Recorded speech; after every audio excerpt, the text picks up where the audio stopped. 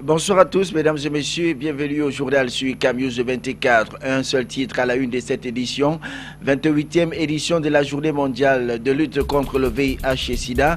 L'événement s'est célébré cette semaine avec faste et solennité.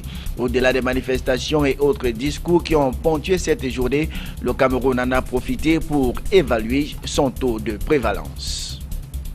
Une fois de plus, bonsoir à tous et bienvenue au journal. Journée mondiale de lutte contre le VIH et SIDA. Le Cameroun s'est joint à la communauté internationale cette semaine pour célébrer la 28e édition sous le thème Zéro nouvelle infection au VIH, zéro discrimination et zéro décès dû au SIDA. La manifestation placée sous le patronage de la première dame du Cameroun, Chantal Biya, ambassadrice spéciale de l'ONU-SIDA, a été présidée à Yaoundé au Hilton Hotel par le ministre André Mamafouda de la Santé publique en présence de plusieurs membres du gouvernement et bien d'autres personnalités. Une assistance nombreuse et diversifiée. Les détails avec Jean-Pierre Betongo, Joseph Ateba et Éric Ticheux pour le récit. Le Cameroun, comme les autres pays du monde, est sur la voie rapide pour mettre fin au sida, vœu de l'ONU-SIDA. C'est dans une ambiance toute particulière que s'est déroulée la cérémonie de la 28e journée mondiale contre le sida sous le thème « Zéro nouvelle infection liée au VIH, zéro discrimination et zéro décès lié au sida ». Thème qui, selon le ministre André Mamafouda, fait croire que le meilleur est pour demain, même si beaucoup de défis restent à relever.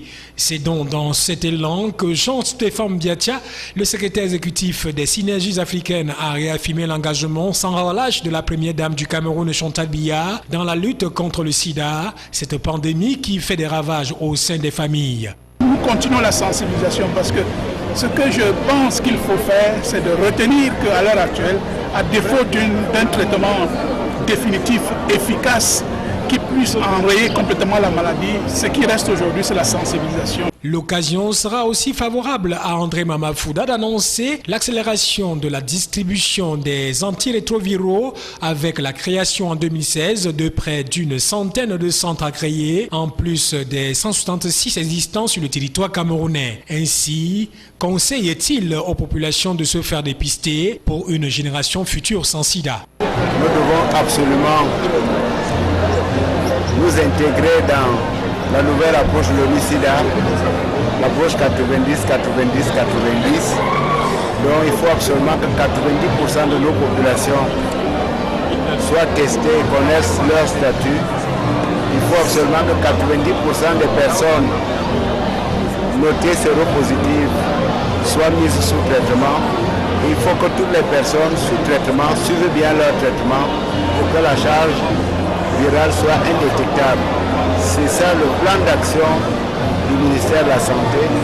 C'est pour cela que nous devons, dans toutes les administrations, dans tous les organismes, nous approprier la lutte et surtout promouvoir les dépistages. Pour mettre fin à l'épidémie du sida d'ici 2030 dans le cadre des objectifs de développement durable, il faudra accélérer l'investissement, l'engagement et l'innovation. Cette stratégie va changer la vie de millions de personnes à travers le monde. 28e journée mondiale de lutte contre le sida toujours. L'événement a été célébré à Garoua sous fond de réflexion pour inverser les tendances. Au cours de la cérémonie conséquente que présidait Fidèle Tegny, représentant le gouverneur, le groupe technique régional a rendu public cette même semaine l'information. 2,4%, c'est le taux de prévalence pour la région du Nord. Les détails avec Giscard Raman-Boyer et Donald Anouzoa. Zéro nouvelle infection, zéro discrimination et zéro décès lié au sida. C'est sous ce thème que s'est célébrée la 28e journée mondiale de lutte contre le sida au Cameroun. À Garoua, cette journée a été marquée par des séances de dépistage gratuit au VIH-Sida. S'agissant du taux de séroprévalence, les statistiques font voir que jusqu'au 31 octobre dernier, les 6000 personnes vivant avec le VIH-Sida, soit 66% de femmes et 15% d'enfants de moins de 15 ans, sont sous traitement ARV. Un effectif croissant de plus de 300 personnes par rapport à l'année 2014. Le thème de cette édition appelle donc la région du Nord à plus d'actions pour limiter les nouvelles contaminations et stopper les discriminations. Nous avons réalisé certaines activités à partir du 25 novembre et ces activités continuent jusqu'au 5 décembre. donc jusqu'à vendredi prochain. Dans le cadre de ces activités, donc, nous avons réalisé des dépistages un peu partout, des sensibilisations. Les dépistages volontaires réalisés dans les formations sanitaires et les équipes mobiles régionales révèlent que le taux de prévalence dans le nord est bas. Mais il n'est pas question de dormir sur ses lauriers. Que tout le monde connaisse son statut, que tout le monde adopte des comportements sains et responsables, que tout le monde puisse ne plus s'infecter. Et que ceux qui sont déjà infectés prennent leur traitement, que les femmes qui sont VIH positives suivent leur traitement afin d'accoucher des enfants qui sont séronégatifs. C'est sous fond de marche sportive que s'est achevée la célébration de la 28e édition de la journée de la lutte contre le sida à Garoua, dans le Nord. Voilà, les activités liées donc à cette journée mondiale de lutte contre le VIH-Sida se sont achevées hier dans la région du Nord Cameroun.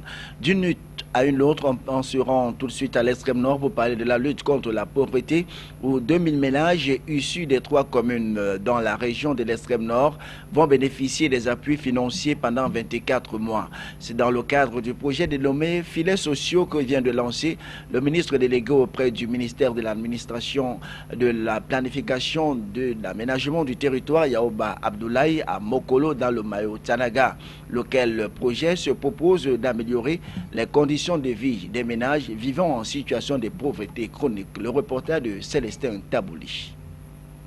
Améliorer le standard de vie des populations vivant en état de pauvreté chronique, tel est l'objectif global du projet Filets sociaux que vient de lancer le ministre délégué au ministère de la planification et de l'aménagement du territoire, Yaoba Abdoulaye, à Mokolo, dans le département du Mayo-Tanaga. Les effets positifs immédiats de ce projet participent au combat contre la vulnérabilité en faveur des populations en marge du progrès social par la mise à leur disposition des transferts monétaires directs sans condition.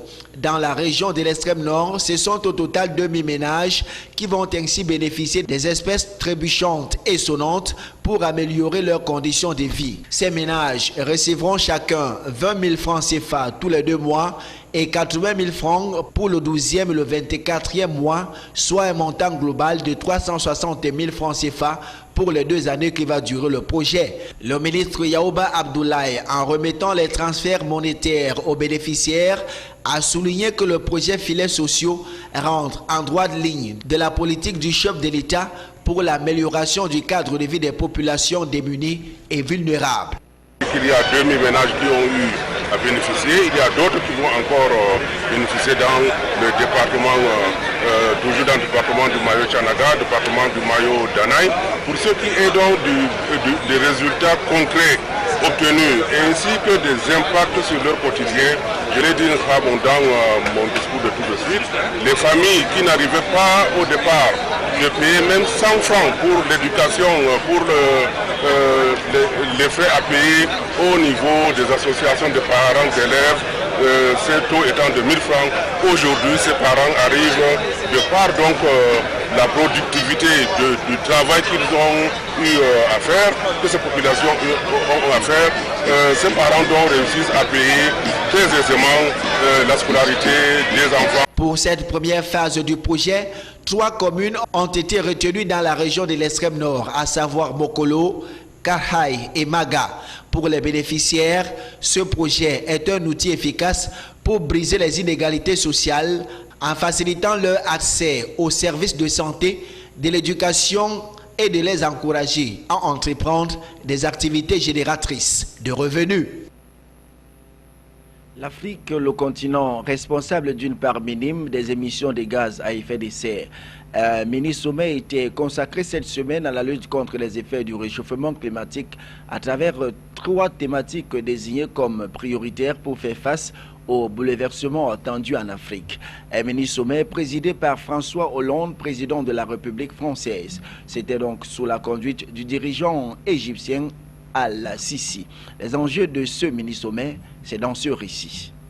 L'Afrique est le poumon de la planète. Parler du climat sans l'Afrique aurait été un gros crime de lèse-majesté. Le berceau de l'humanité, ce 1er décembre 2015, était au cœur d'un mini-sommet focalisé sur le sort du continent à travers les questions liées au changement climatique et à la gestion durable de l'environnement. Au menu des échanges, le phénomène de la désertification et l'accès aux énergies vertes sur le continent. Ce mini-sommet avait pour ambition d'élucider la problématique au cœur de laquelle l'Afrique est le continent qui émet le moins les gaz à effet de serre, pourtant principale victime des conséquences du dérèglement climatique. Un paradoxe dont l'urgence est de soustraire de la facture de la dégradation à outrance de l'environnement et de l'écologie mondiale l'Afrique, continent vert. Pour lutter contre la désertification de la région sahélienne, l'impératif catégorique est de relancer l'initiative de la Grande Muraille Verte, une barrière naturelle de végétation qui doit traverser le continent du Sénégal à l'Éthiopie pour bloquer l'avancée du désert. La pauvreté et l'accès minable du continent à l'électricité constituent des exigences très fortes pour l'Afrique de ne plus être un continent sous perfusion des pays industrialisés pollueurs à outrance. L'assèchement du lac Tchad inquiète, d'où l'invite au sérieux et à la rigueur au cours de cette COP21. COP21 doit donc donner lieu à un accord global, ambitieux et contraignant, permettant de respecter largement l'engagement de maintenir le réchauffement climatique en dessous du seuil critique de 2 degrés Celsius. Il est également impérieux que l'accord sur le climat réponde aux difficultés rencontrées par l'Afrique en matière d'adaptation, de financement, de transfert de technologie, de savoir et de renforcement des capacités.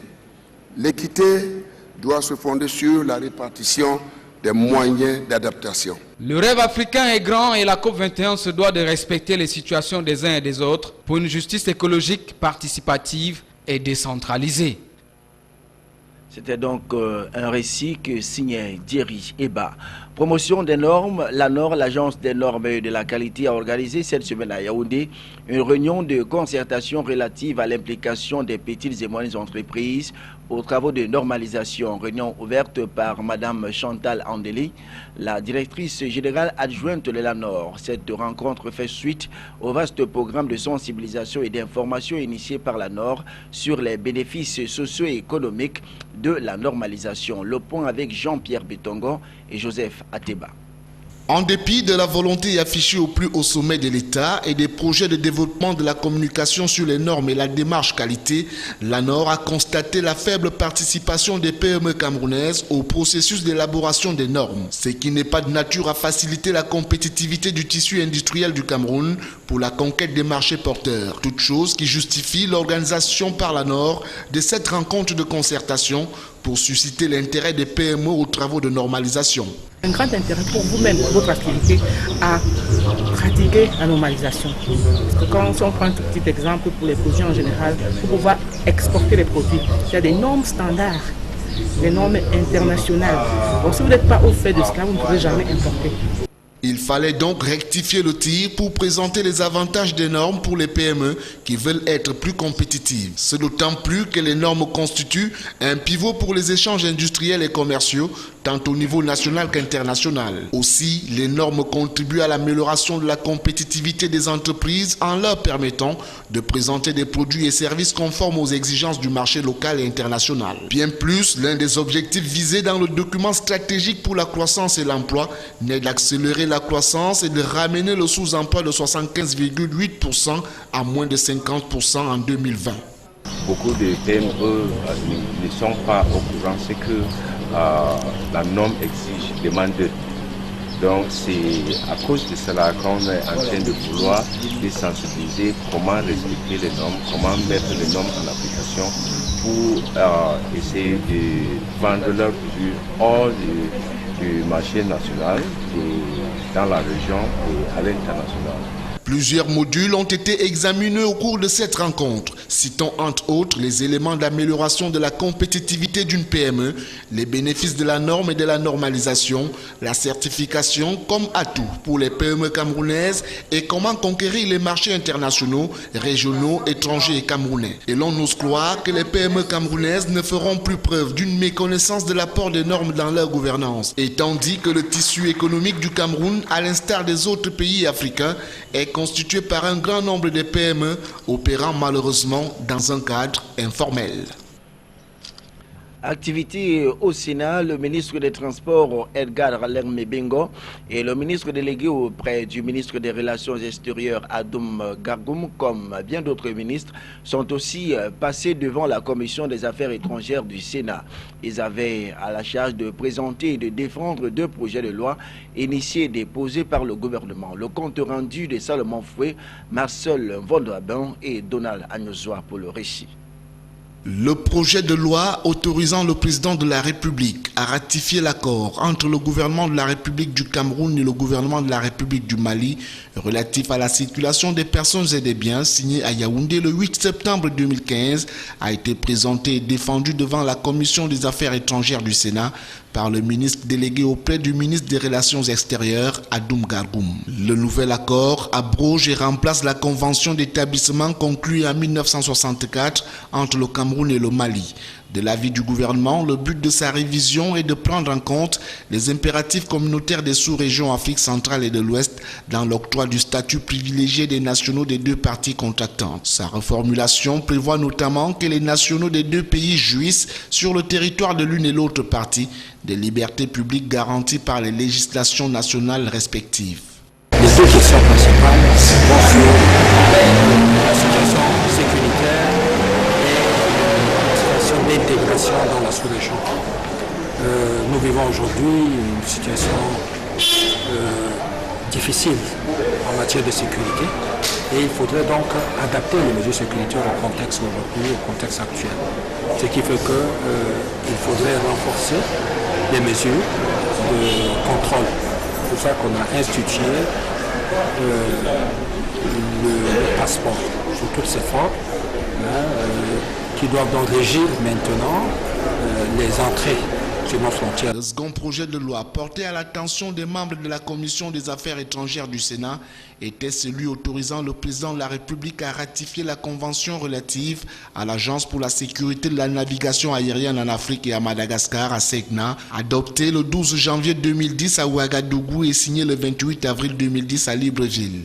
Il était présenté et défendu par le ministre des Transports, Edgar Alain Mebengo. De l'avis des autorités camerounaises, cette convention n'était plus adaptée à la navigation aérienne moderne au regard de certaines recommandations de l'Organisation de l'aviation civile internationale.